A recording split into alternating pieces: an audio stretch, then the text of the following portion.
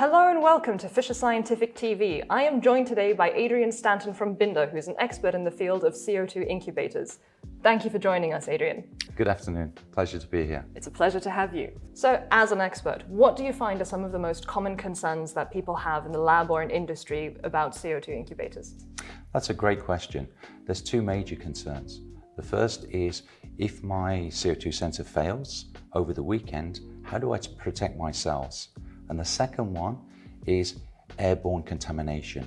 How do I protect my cells against contamination inside my incubator? And Binder have two concepts here. The first one is a CO2 fail-safe system.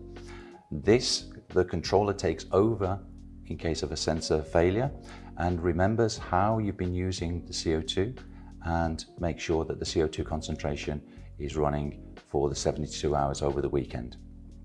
The second phase is a fanless interior design concept, which makes sure that we have a contamination-free working area.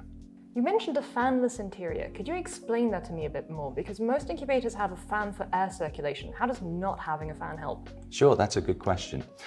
The fanless design inside means that any airborne contamination falls down onto the top of a Petri dish. With a fan-assisted incubator, that potentially blows this airborne contamination around the incubator, meaning that you could get some contamination on your cell culture. The other thing with a fan design is that you have to protect this because it's a source of contamination. So they protect this normally with expensive HEPA filters that really need to be changed on a regular basis, and contamination is inside your working cell culture area. It does seem quite helpful, but it makes it look a bit like a fridge. How is it special? It's a little bit more than a fridge, as you call it.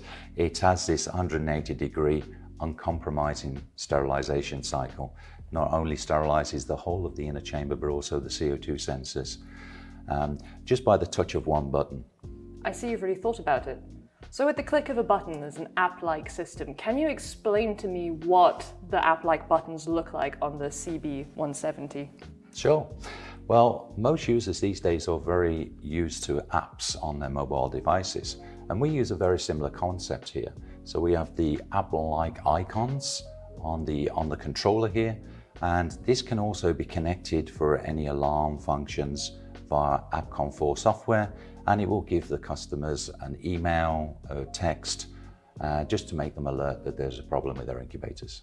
And thank you to all of you for joining us at Fisher Scientific TV. If you're curious about any more lab tips or tips about equipment, please make sure to subscribe, hit the notification bell, and join us next time at Fisher Scientific TV for more content.